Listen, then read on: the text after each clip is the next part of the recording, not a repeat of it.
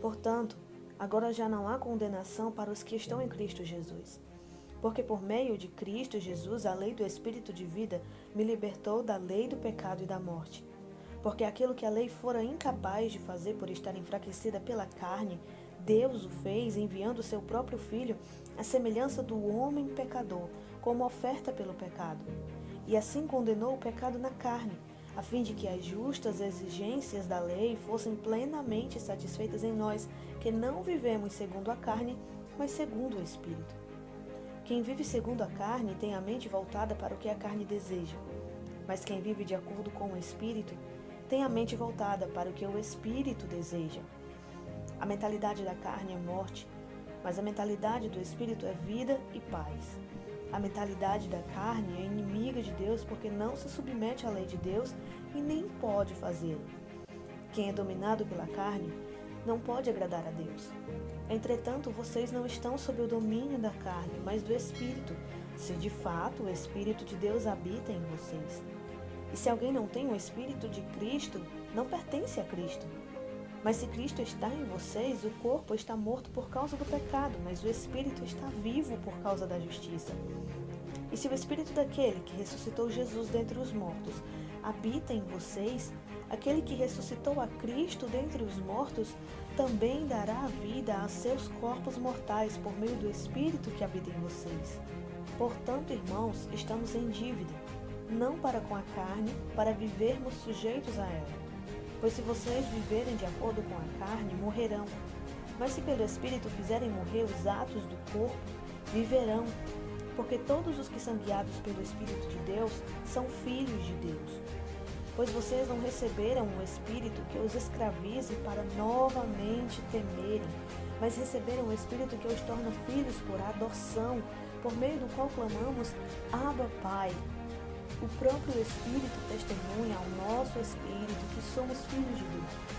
Se somos filhos de Deus, então somos herdeiros, herdeiros de Deus e co-herdeiros com Cristo, se de fato participamos dos seus sofrimentos, para que também participemos da sua glória. Considero que os nossos sofrimentos atuais não podem ser comparados com a glória que em nós será revelada. A natureza criada aguarda com grande expectativa que os filhos de Deus sejam revelados, pois ela foi submetida à inutilidade não pela sua própria escolha, mas por causa da vontade daquele que a sujeitou, na esperança de que a própria natureza criada será libertada da escravidão da decadência em que se encontra, recebendo a gloriosa liberdade dos filhos de Deus. Sabemos que toda a natureza criada geme até agora como em dores de parto. E não só isso, mas nós mesmos, que temos os primeiros frutos do Espírito, gememos interiormente, esperando ansiosamente nossa adoção como filhos, a redenção do nosso corpo. Pois nessa esperança fomos salvos. Mas esperança que se vê não é esperança. Quem espera por aquilo que está vendo? Mas se esperamos o que não vemos, aguardamo-lo pacientemente. Da mesma forma, o Espírito nos ajuda em nossa fraqueza, pois não sabemos como orar. Mas o próprio Espírito intercede por nós com gemidos inexprimíveis.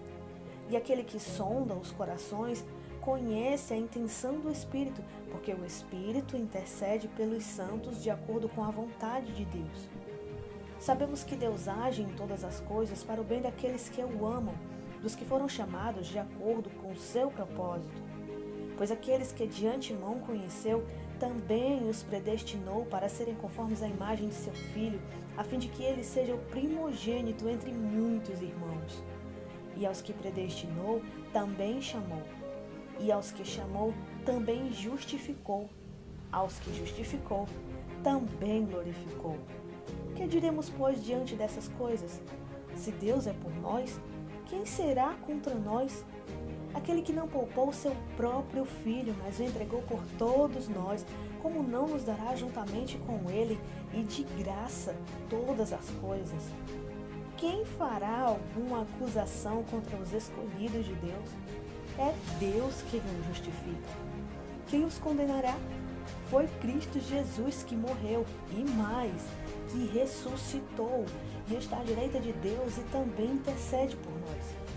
Quem nos separará do amor de Cristo? Será tribulação, angústia, perseguição, fome, nudez, perigo ou espada?